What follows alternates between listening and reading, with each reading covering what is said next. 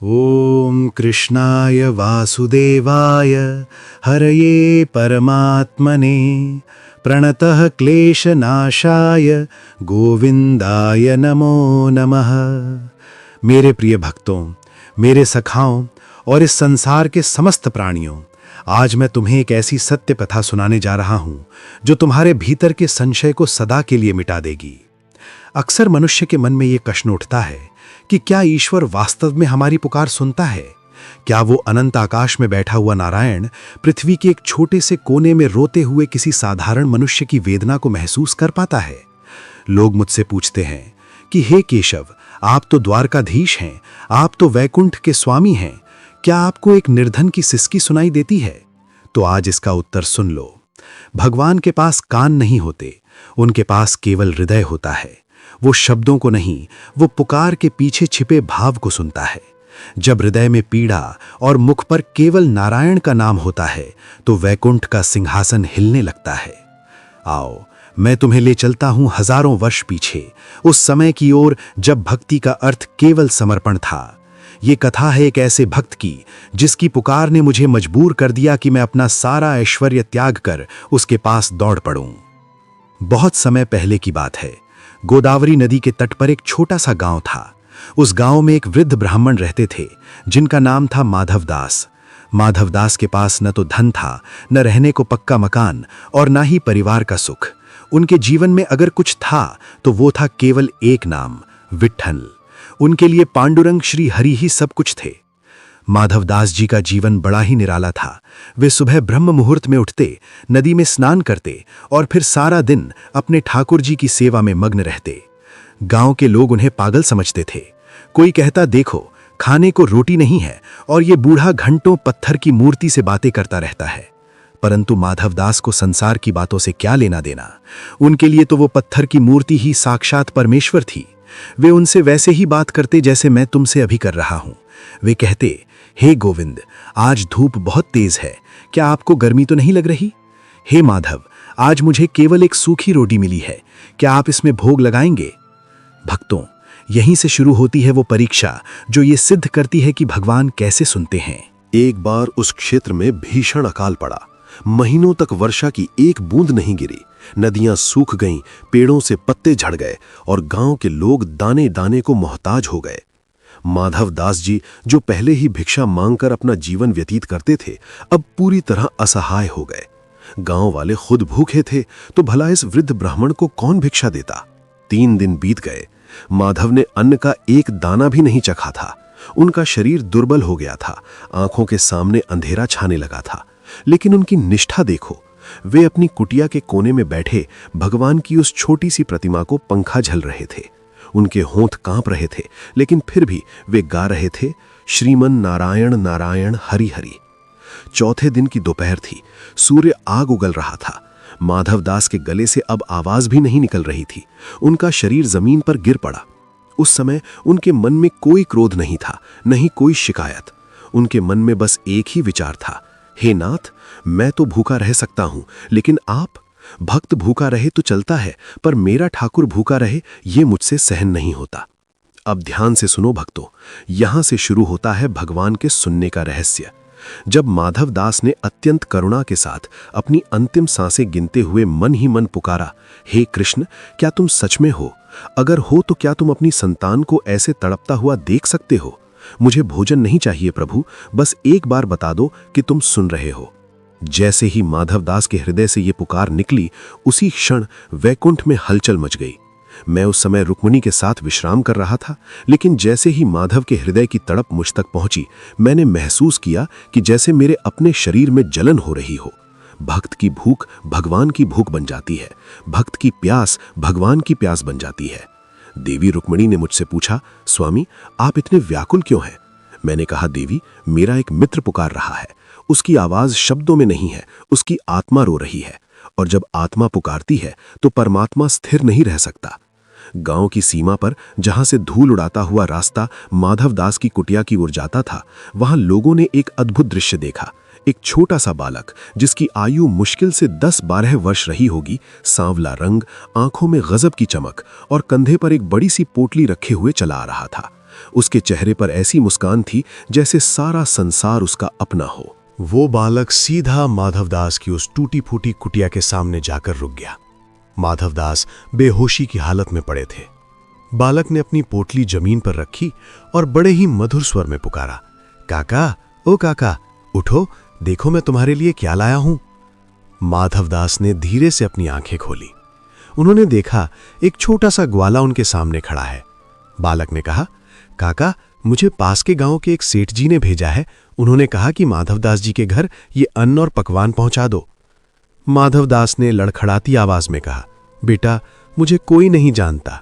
यहां कोई सेठ मुझे भोजन क्यों भेजेगा? तुम रास्ता भटक गए होगे। बालक हंसा, ऐसी हंसी कि माधवदास के हृदय की सारी पीड़ा एक पल में मिट गई। बालक ने कहा, नहीं काका, वो सेठ सबको जानता है। वो तो चींटी के पैरों के घुंघरू की आवाज भी सुन लेता है। उसने कहा कि माधव भूखा है तो मैं कैसे खा सकता हूं। उस बालक ने कुटिया के भीतर प्रवेश किया। उसने अपने हाथों से गोबर से लिपे हुए उस छोटे से फर्श को साफ किया। उसने पोटली खोली। उसमें से ताज़ी रोटियां, माखन, मिश्री, दही और गरम गरम दाल की खुशबू आने लगी। पूरे गांव में अकाल था, लेकिन उस पोटली से निकलने वाले भोजन की सुगंध ऐसी थी जैसे साक्षात अन्नपूर्णा ने उसे अभी अभी बनाया हो। बालक ने अपने नन्हे हाथों से निवाला बनाया और माधवदास के मुख के पास ले गया। माधवदास की आंखों से अश्रु बहने लगे। उन्हें समझ नहीं आ रहा था कि ये बालक कौन है, लेकिन उन्हें उस बालक के स्पर्श में वैसी ही ममता महसूस हो रही थी जैसी एक मां के स्पर्श में होती है। माधवदास ने पूछा, बेटा, तुम्हारा नाम क्या है? बालक ने मुस्कुराते हुए उत्तर दिया, काका, लोग मुझे कई नामों से बुलाते हैं। कोई कन्हैया कहता है, कोई गोपाल, तो कोई सांवरिया। आप जो चाहे कह लें। उस दिन माधवदास ने जी भर के भोजन किया, लेकिन जैसे ही वे पानी लेने के लिए पीछे मुड़े, वो बालक गायब हो चुका था।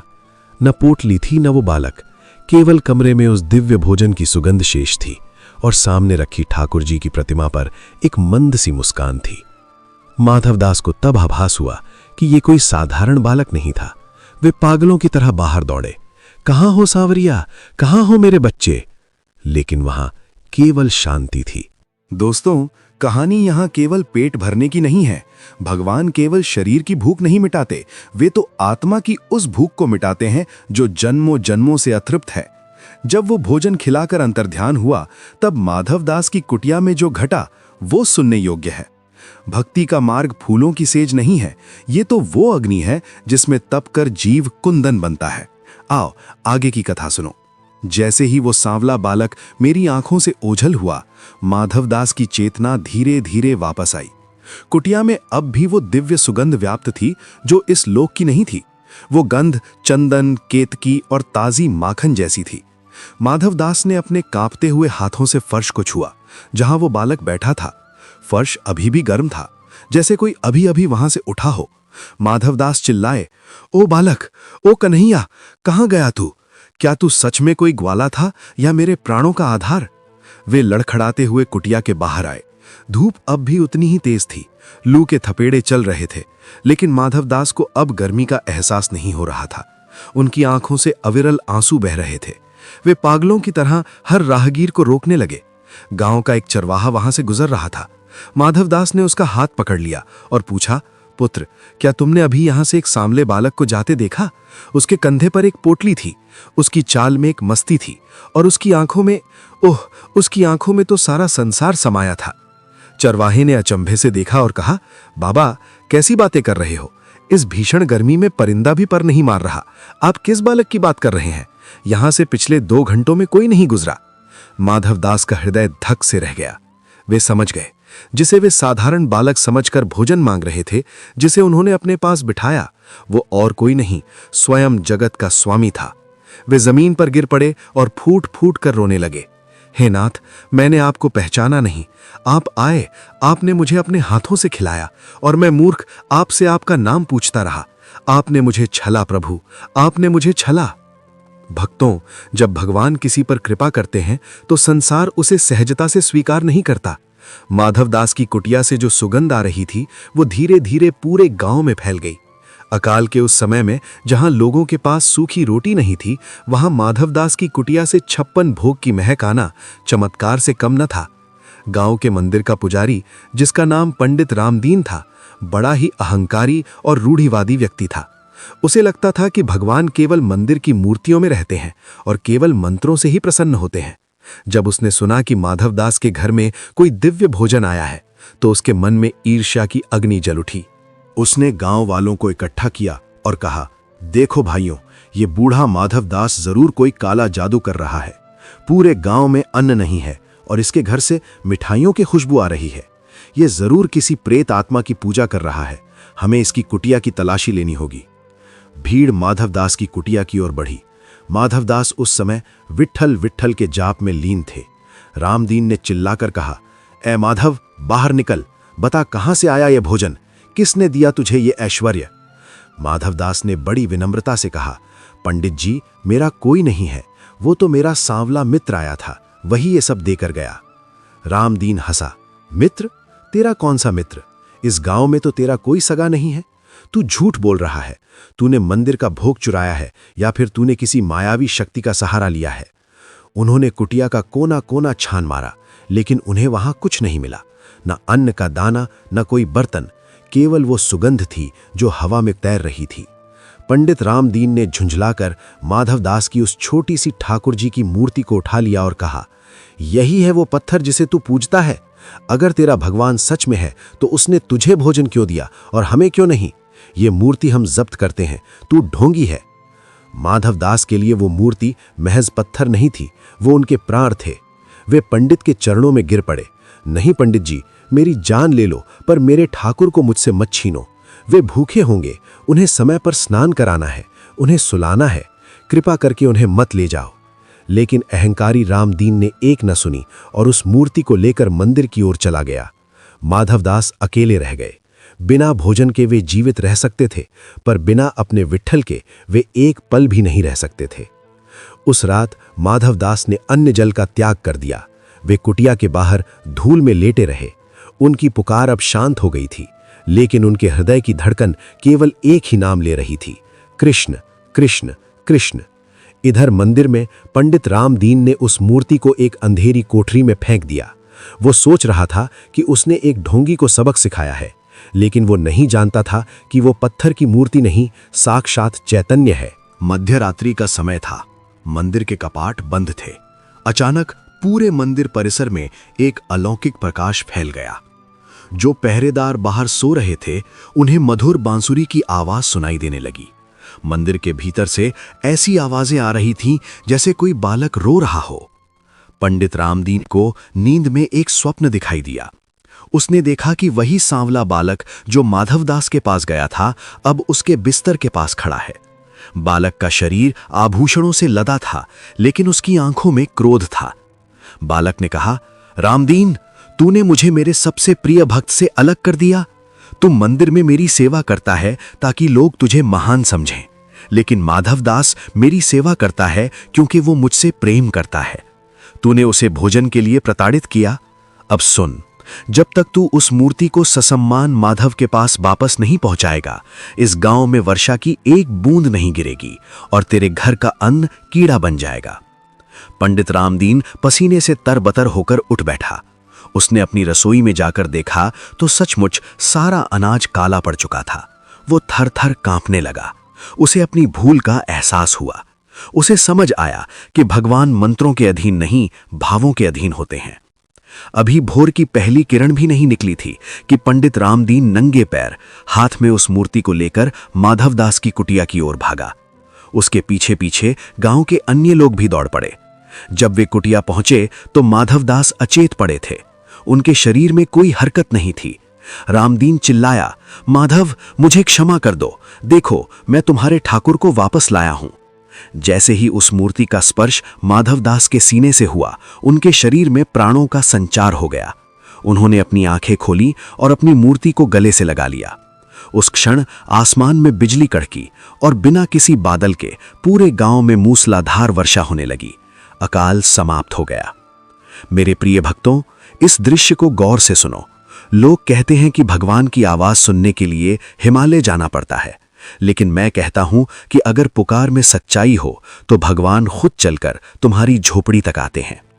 माधवदास को भोजन मिल गया, उनके ठाकुर मिल गए और गांव को वर्षा मिल गई। लेकिन क्या आपको लगता है कि लीला यहां समाप्त हो गई? नहीं। अब अकाल समाप्त हो चुका था। गांव में खुशहाली थी। माधवदास की ख्याति दूर दूर तक फैल गई थी। उस क्षेत्र के राजा महाराज वीरेंद्र सिंह बड़े ही न्यायप्रिय लेकिन थोड़े कठोर स्वभाव के थे। जब उन्होंने सुना कि एक साधारण वृद्ध ब्राह्मण के कारण राज्य में वर्षा हुई है, तो वे स्वयं दर्शन के लिए आए। राजा ने माधवदास की कुटिया में उनके विट्ठल के दर्शन किए और श्रद्धावश अपने गले से बेशकीमती मोतियों की माला उतारकर मूर्ति के चरणों में अर्पित कर दी। वह माला कोई साधारण आभूषण नहीं था, वे राजघराने की अमानत थी, जिसमें ऐसे रत्न जड़े थे जिनकी कीमत कई राज्यों के बराबर थी। राजा तो चले गए, लेकिन राज दरबार के कुछ भ्रष्ट मंत्रियों और सैनिकों की नजर उस माला पर टिक गई। उन्हें लगा कि एक कंगाल ब्राह्मण के पास इतनी महंगी माला रहने का क्या अर्थ है। एक रात राजमहल के प्रधान सेनापति, जो स्वभाव से बड़ा ही लोभी था, उसने एक भयानक योजना बनाई। उसने चुपके से अपने एक सैनिक को भेजकर माधवदास की कुटिया से वह माला चुरा ली और उसे ले जाकर राजकोष के गुप्त कक्ष में छिपा दिया। अगले ही दिन सुबह उसने पूरे राज्य में ढिंढोरा पिटवा दिया। महाराज की दी हुई दिव्य माला चोरी हो गई है और शक की सुई उस ब्राह्मण पर है, क्योंकि माला उसी की कुटिया में थी। सैनिकों की एक टुकड़ी माधवदास की कुटिया में घुसी। माधवदास उस समय ध्यान में लीन थे। सेनापति ने चिल्लाकर कहा, ऐ पाखंडी बूढ़े, कहाँ है वह माला? राजा की उदारता का तूने यह सिला दिया? तूने वह माला बेच दी या कहीं छुपा रखी है? माधवदास हतप्रभ गए। उन्होंने हाथ जोड़कर कहा, सेनापति जी, मैंने तो उस माला को छुआ तक नहीं, वह तो ठाकुर जी के चरणों में थी, वहीं होनी चाहिए। तलाशी ली गई, लेकिन माला वहां नहीं मिली, क्योंकि वह तो सेनापति ने पहले ही गायब कर दी थी। सेनापति ने कुटिल मुस्कान के साथ कहा, देखा, माला यहां नहीं है, इसका मतलब है इसने इसे खुर्द-बुर्द कर दिया है। इसे जंजीरों में जकड़ लो और राजा के सामने पेश करो। भक्तों, कल्पना करो उस दृश्य की। वह वृद्ध ब्राह्मण, जिसकी आंखों में केवल भगवान की छवि थी, उसे चोर कहकर गलियों में घसीटा गया। गांव के वही लोग जो कल तक उन्हें महात्मा कह रहे थे, आज संदेह भरी निगाहों से देख रहे थे। कुछ लोग कह रहे थे, साधु का भेष बनाकर राजा को लूट लिया। भरी सभा में राजा वीरेंद्र सिंह सिंहासन पर बैठे थे। उनके चेहरे पर क्रोध और दुख के मिश्रित भाव थे। उन्होंने माधवदास से पूछा, माधवदास, मैंने तुम्हें सम्मान दिया, तुम्हारे चरणों में शीश झुकाया, क्या तुमने सच में वह माला चुराई है? अगर तुम सच बता दोगे तो शायद मैं तुम्हारी उम्र देखकर तुम्हें मृत्युदंड न दूं। माधवदास की आंखों से आंसू गिर रहे थे, लेकिन उनका मन विचलित नहीं था। उन्होंने शांत स्वर में कहा, महाराज, सत्य को प्रमाण की आवश्यकता नहीं होती। मैंने माला नहीं ली, मेरे विट्ठल गवाह हैं। सेनापति बीच में ही बोल पड़ा, महाराज, यह बूढ़ा बहाने बना रहा है। गवाह चाहिए तो किसी इंसान को लाओ, पत्थर की मूर्ति गवाही देने नहीं आएगी। अगर इसके पास कोई गवाह है जो यह साबित कर सके कि यह उस समय कुटिया में अकेला था और इसने माला नहीं छुई, तो इसे पेश किया जाए। राजा ने पूछा, माधवदास, क्या तुम्हारा कोई गवाह है? माधवदास ने अपनी आंखें बंद की। उनके हृदय से करुण पुकार निकली, हे गोविंद, हे द्वारकाधीश, अब मेरी लाज तुम्हारे हाथ है। लोग मुझे चोर कहें, मुझे कोई दुख नहीं, पर लोग कहेंगे कि भक्त चोर है तो बदनाम मेरी भक्ति होगी। क्या तुम देख रहे हो प्रभु? तभी माधवदास के मुख से अचानक निकला, हाँ महाराज, मेरा एक गवाह है। पूरी सभा में सन्नाटा छा गया। राजा ने पूछा, कौन है वो, कहाँ रहता है? माधवदास ने कहा, वह वही सांवला बालक है जो कुछ दिन पहले मेरे लिए भोजन लाया था। वही मेरा गवाह है, वह सब जानता है। सेनापति हंसा, तो बुलाओ उस बालक को, कहाँ है वो? माधवदास ने कहा, वह यहाँ नहीं है, लेकिन अगर आप उसे सम्मन भेजें तो वह जरूर आएगा। वह न्याय का साथ कभी नहीं छोड़ता। राजा ने मजाक में या शायद कौतूहल में एक कागज पर सम्मन लिखवाया। सांवले बालक, तुम्हें माधवदास की गवाही के लिए कल दोपहर राज दरबार में उपस्थित होना है। राजा ने सैनिकों से कहा, जाओ, इस सम्मन को माधव की कुटिया के सामने वाले पेड़ पर टांग दो, देखते हैं कौन सा बालक आता है। उस रात माधवदास जेल की कोठरी में थे। वे रो नहीं रहे थे, वे बस मुस्कुरा रहे थे। उन्हें विश्वास था, भक्तों, विश्वास की शक्ति वो है जो भगवान को मजबूर कर देती है कि वे स्वर्ग का ऐश्वर्य छोड़कर पृथ्वी की धूल में आकर खड़े हो जाएं। वैकुंठ में मैं देख रहा था, माता लक्ष्मी ने मुझसे पूछा, प्रभु क्या आप सच में गवाही देने जाएंगे? आप तो सृष्टि के स्वामी हैं, क्या आप एक अपराधी की तरह कटघरे में खड़े होंगे? मैंने मुस्कुराकर कहा, देवी, जो मुझे प्रेम से बुलाता है मैं उसके लिए कुछ भी बन सकता हूँ। अगर मेरा भक्त मुझे गवाह बनाना चाहता है तो मैं गवाह बनूंगा, अगर वह मुझे सारथी बनाना चाहता है तो मैं घोड़ों की लगाम थाम लूंगा। प्रेम की कोई मर्यादा नहीं होती। अगले दिन दरबार खचाखच भरा था, हर कोई उस रहस्यमयी गवाह को देखना चाहता था। दोपहर हुई, राजा ने आवाज लगवाई, माधवदास के गवाह को पेश किया जाए। एक बार पुकार हुई, कोई नहीं आया। दूसरी बार पुकार हुई, सन्नाटा रहा। सेनापति ने उपहास करते हुए कहा, महाराज, मैंने कहा था ना, यह बूढ़ा पागल है, कोई गवाह नहीं आने वाला। जैसे ही तीसरी बार पुकार होने वाली थी, अचानक राज दरबार के भारी दरवाजे अपने आप खुल गए। एक तीव्र प्रकाश भीतर आया और उस प्रकाश के बीच से एक अत्यंत सुंदर सांवला सलोना लड़का चलता हुआ आया। उसके सिर पर मोर पंख लगा था, उसके गले में वैजयंती माला थी और उसकी आंखों में ऐसी चमक थी कि जो भी उसे देखता अपनी सुध बुध खो बैठता। वह लड़का सीधा राजा के सामने जाकर खड़ा हो गया। उसके पैरों की पैंजनी से पूरा दरबार गूंज उठा। राजा हक्का बक्का रह गया। उसने पूछा, बालक, तुम कौन हो और क्या तुम इस ब्राह्मण को जानते हो? बालक ने मधुर आवाज में कहा, हाँ महाराज, मैं माधव का मित्र हूं और मैं यहां गवाही देने आया हूं कि माधव निर्दोष है।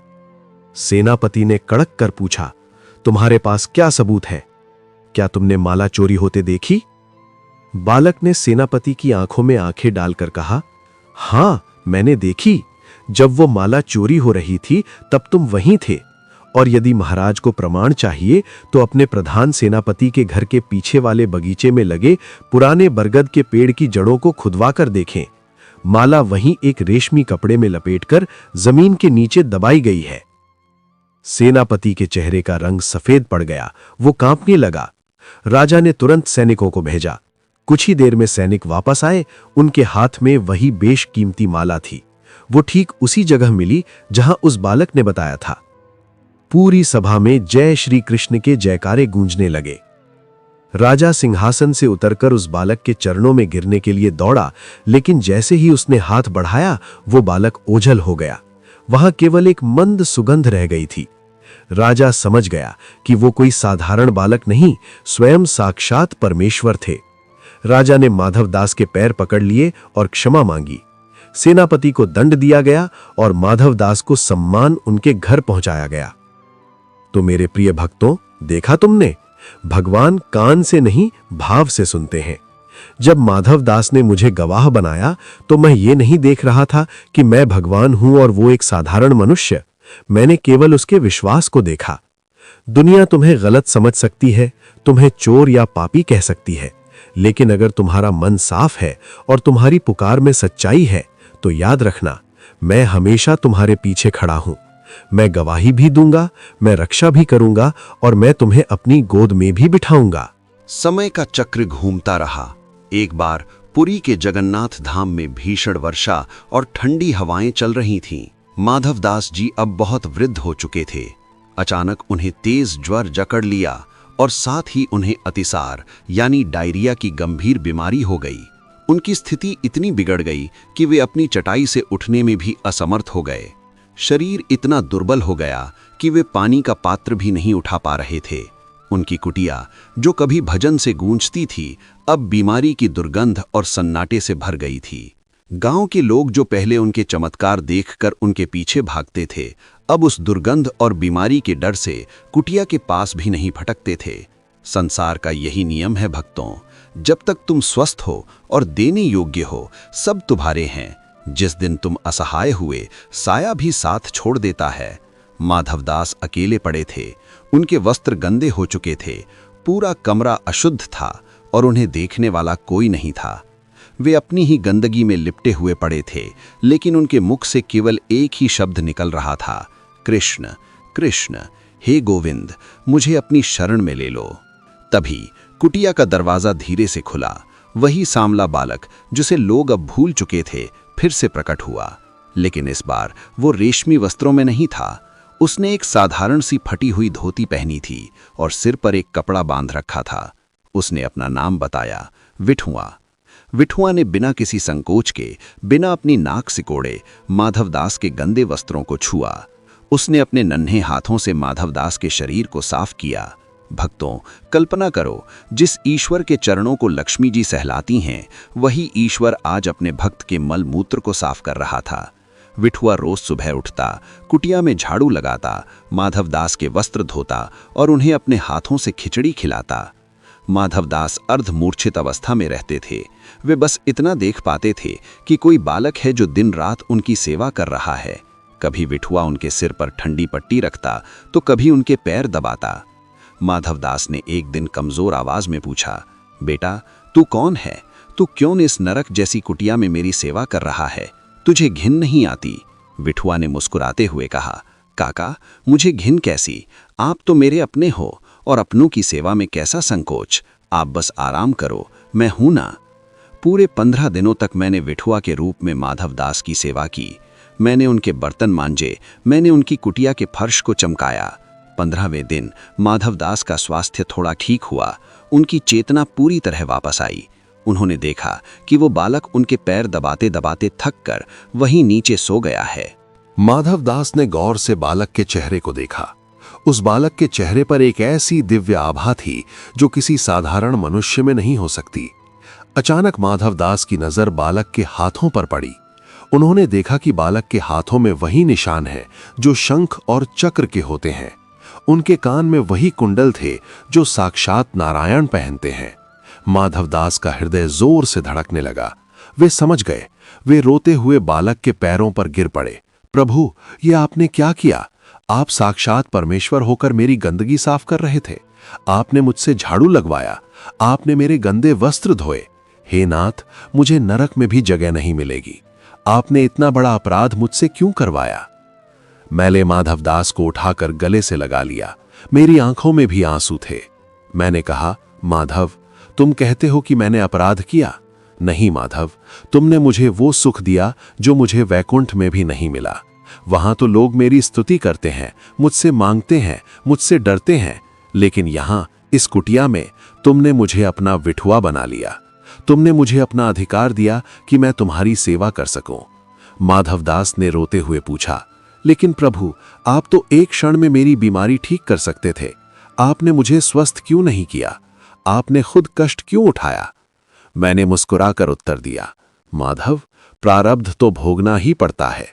यदि मैं तुम्हारी बीमारी एक पल में ठीक कर देता तो तुम्हें अगले जन्म में उसे भोगने के लिए फिर से आना पड़ता। मैं नहीं चाहता था कि मेरा भक्त एक छोटे से कर्म फल के लिए दोबारा इस मृत्युलोक में आए। इसलिए मैंने तुम्हारी बीमारी को तो रहने दिया, लेकिन उस बीमारी के कष्ट को बांटने के लिए मैं खुद तुम्हारा सेवक बन गया। भक्त का दुख मैं पूरी तरह खत्म नहीं करता, बल्कि मैं उसके दुख में उसके साथ खड़ा हो जाता हूं ताकि उसे बोझ ना लगे। ये सुनकर माधवदास के ज्ञान के चक्षु खुल गए। उन्हें समझ आ गया कि भगवान केवल सुख के साथ ही नहीं, वे तो उस समय भी साथ होते हैं जब पूरी दुनिया साथ छोड़ देती है। कुछ दिनों बाद माधवदास ने अपना शरीर त्यागने का निर्णय लिया। वे पुरी के जगन्नाथ मंदिर के सामने जाकर खड़े हो गए। वहां हजारों की भीड़ थी, शंख बज रहे थे। माधवदास ने अपनी आंखें बंद की और मन ही मन कहा, हे विठवा, अब ये खिलौना पुराना हो गया है, अब मुझे अपने पास बुला लो।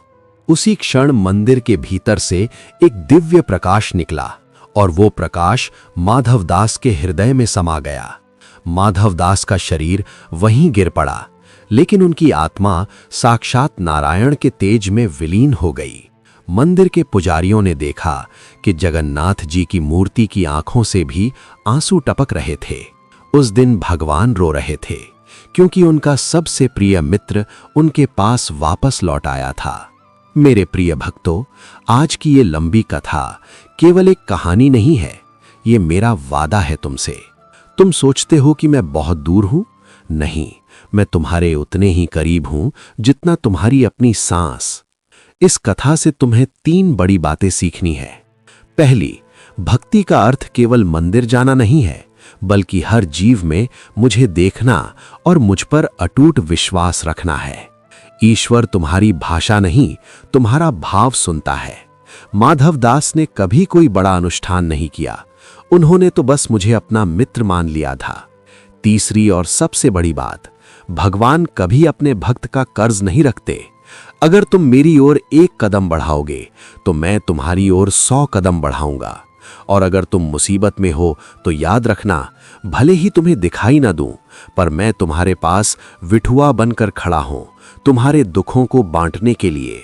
दुनिया तुम्हें ठुकरा दे, तुम्हें अकेला छोड़ दे, बीमारी या गरीबी तुम्हें घेर ले, तो घबराना मत, बस आंखें बंद करना और पुकारना, हे गोविंद, हे माधव, और तुम देखोगे कि मैं उसी क्षण तुम्हारी पुकार का उत्तर देने के लिए दौड़ पड़ूंगा। यही मेरा सत्य है, यही मेरा प्रेम है और यही तुम्हारी जीत है। जय श्री कृष्ण। राधे राधे।